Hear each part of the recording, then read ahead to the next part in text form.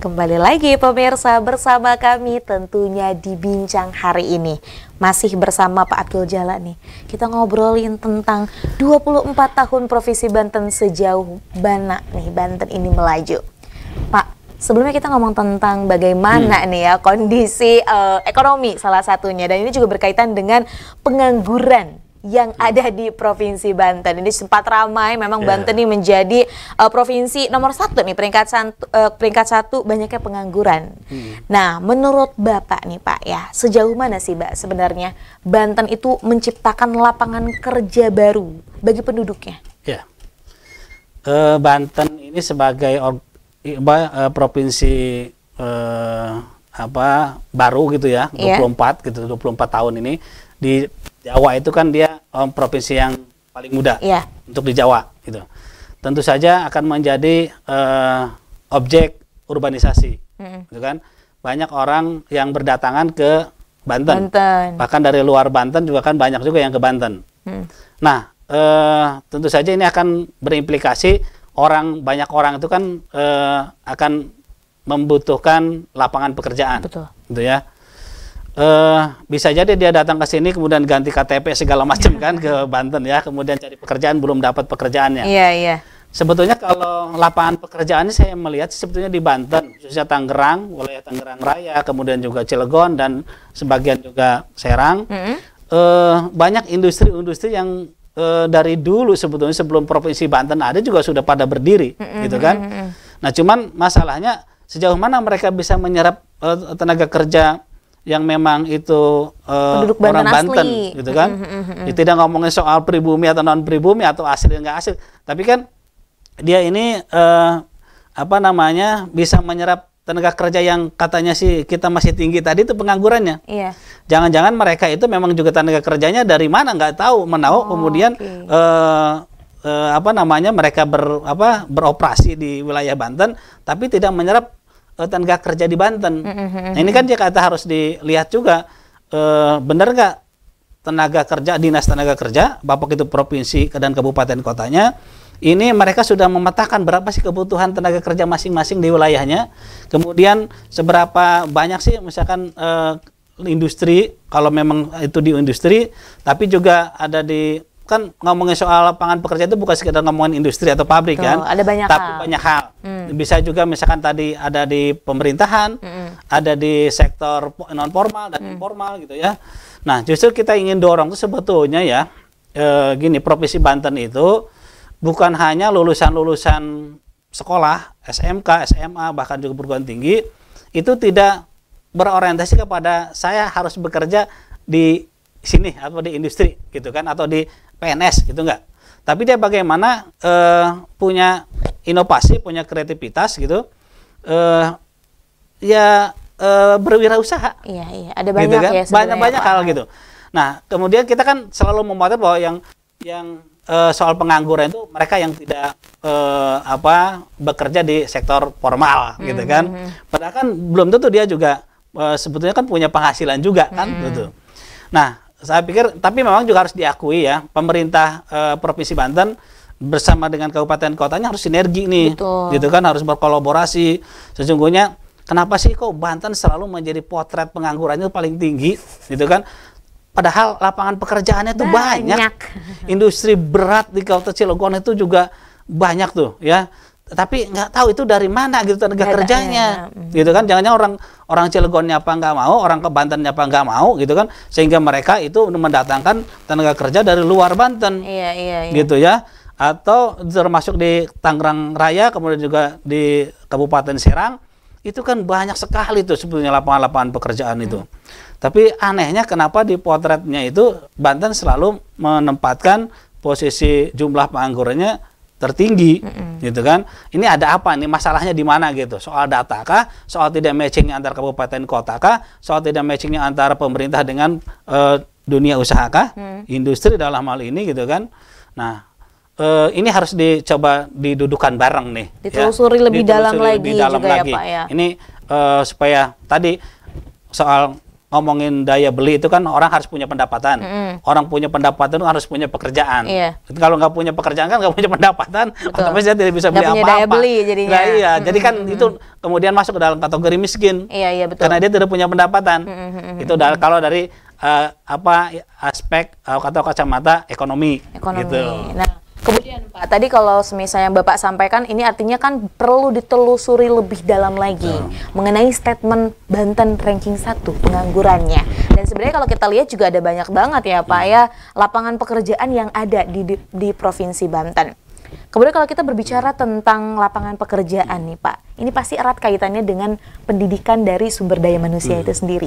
Menurut Bapak nih Pak, bagaimana sih Pak peran dari sektor pendidikan di Banten sehingga ini dapat memenuhi kebutuhan pasar kerja? Ya. Nah, sekali lagi bahwa orientasi pendidikan itu saya sih tidak terlalu istilahnya itu nyaman ya kalau ngomongin sekolah kemudian orientasinya kepada pekerjaan gitu kan. Sekolah itu adalah untuk mencerdaskan anak bangsa, membangun karakter gitu kan, pengetahuan dan keterampilan di situ, termasuk juga perilaku di situ ya. Nah, kalau soal dunia kerjanya gitu kan, tentu saja kan kita sudah ada SMK, ada SMK, ada SMA, ada pemilihannya ya. Nah, penjurusannya sudah ada. Pemerintah sebetulnya kan mestinya sudah mulai menghitung anak ini, ya anak-anak didiknya ini kalau dikuliahkan itu kan tentu sudah rata-rata pengetahuannya itu rankingnya itu sudah lumayan. Nah, tapi kalau yang misalkan masih di bawah itu kan bisa diarahkan kepada kejuruan. Nah, kejuruan ini kan nanti ini untuk apa? Untuk dia punya keterampilan, kemudian keterampilan itu dia bisa masuk dunia kerja yang dibutuhkan. Tapi kalau dia punya pengetahuan rankingnya tinggi, dia dikuliahkan lagi sehingga dia menjadi ilmuwan, dia menjadi pemikir, gitu kan, tidak menjadi dia menjadi pekerja gitu. Tapi dia akan menjadi menjadi pemikir, menjadi ilmuwan, menciptakan teori-teori gitu kan, menciptakan ilmu pengetahuan dan teknologi gitu di situ. Nah, itu kan belum sampai gitu pemikiran kita pemerintah provinsi misalkan sampai memetakan ini anak-anak yang cerdas dia harus dimasukkan kemana, anak-anak yang memang kan semua tidak rata kan, pendidikan itu pengetahuan orang itu kan tidak rata, EQ-nya kan tidak sama gitu. Nah, kalau ini itu kan bisa dilihat dari prestasi akademiknya siswa kan. Nah, kalau misalkan ini biasanya ini cukup untuk punya keterampilan aja dan dia masuk ke dunia kerja atau ke pabrik atau ke industri mana gitu ya. Nah, ke sana mestinya harus dipetakan ya.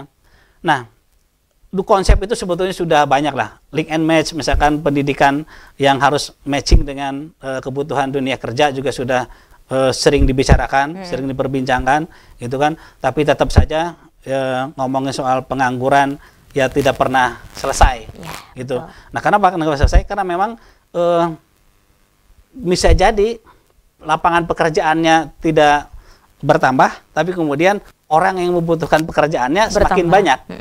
Itu karena memang orang itu kan selalu bertambah, gitu kan? Lahir kemudian juga tumbuh usianya kan, dia membutuhkan lapangan pekerjaan itu wajar. Sementara misalkan lapangan pekerjaannya tidak bertambah-tambah. Nah, untuk itu ya jangan juga pemerintah selalu mengorientasikan bahwa masyarakatnya harus dipekerjakan.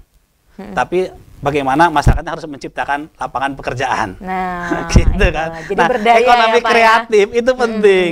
Nah, seperti studio gitu kan, ini kan dari bagian dari ekonomi kreatif gitu kan, bagaimana menciptakan generasi-generasi muda yang memang kreatif. Bagiannya punya skill, punya keterampilannya itu dikembangkan di ekonomi kreatif ini. Nah, itu yang harus digenjot oleh pemerintah. Iya, digabungkan juga kepada masyarakat ya Pak ya. Gitu. Makanya sekarang juga gencar nih Pak tentang ekraf nih ya. Nah, kemudian Pak, lanjut ini. Salah satunya tentang kesehatan Pak. Ini bagaimana nih Pak ya, Bapak melihat dan juga menanggapi mengenai akses kesehatan yang dirasakan oleh masyarakat Banten, bukan hanya yang ada di perkotaan atau utara Pak, tapi di selatan, berikut dengan infrastruktur yang selalu nih Pak menjadi berita hangat. Seperti apa nih Pak tanggapan Bapak? Ya, tadi kalau ngomong soal provinsi kan tidak bisa dilihat memang di wilayah perkotaan utaranya saja ya, tapi juga daerah selatan yang masih banyak secara infrastruktur juga masih yang belum terlalu memadai gitu ya, sehingga itu kan akan berdampak terhadap akses kesehatan masyarakat. Nah, pemerintah memang sudah pemerintah pusat sudah menyediakan ada BPJS kesehatan segala macam yang PBI dan non PBI gitu ya, yang bisa dibiayai oleh pemerintah dan juga dibiayai oleh secara mandiri gitu kan.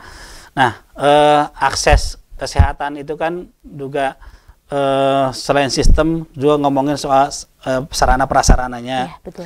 Nah, tapi sekarang sih sebetulnya sudah ada Provinsi Banten ini sudah mulai ada banyak hal yang bisa disiapkan oleh pemerintah.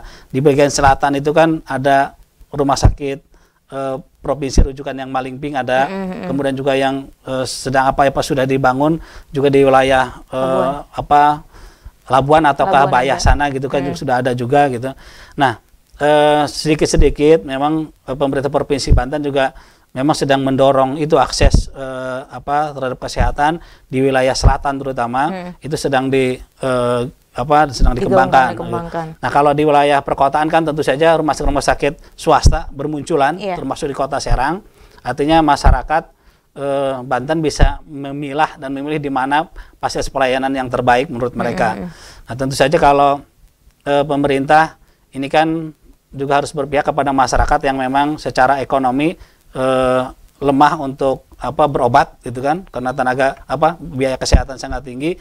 Ya, di mana ini yang perlu didongkrak ya tentu saja di wilayah selatan gitu ya. Nah, akses kesehatan ini penting karena orang itu kan sehat, dia kemudian bisa melakukan segalanya kalau sehat. Berdampak pada semua hal juga. Nah iya, kalau sakit kan nggak bisa apa-apa nanti kan. Kerja nggak bisa, beraktivitas yang lain juga nggak bisa karena dia sakit. Maka penting itu kesehatan harus dijaga. Ya. Maka orientasinya sebetulnya pemerintah itu bukan bagaimana menyiapkan rumah sakit dan fasilitas kesehatan yang banyak, tapi bagaimana menyehatkan masyarakatnya yang baik. Gitu. Nah, bagaimana menyiapkan masyarakat kesehatan yang baik itu, menjaga kesehatannya, dia berikan misalkan gizinya yang baik, itu kan pangannya yang cukup, gitu kan, fasilitasnya yang memadai, bukan kemudian bagaimana cara mengobatinya, bukan gitu, tapi orientasikan bahwa menjaga kesehatan itu lebih penting, mencegah dibanding mengobati. Iya, itu yang penting. Betul. Orientasinya kesehatan ya, bukan orientasi mengobati orang sakit.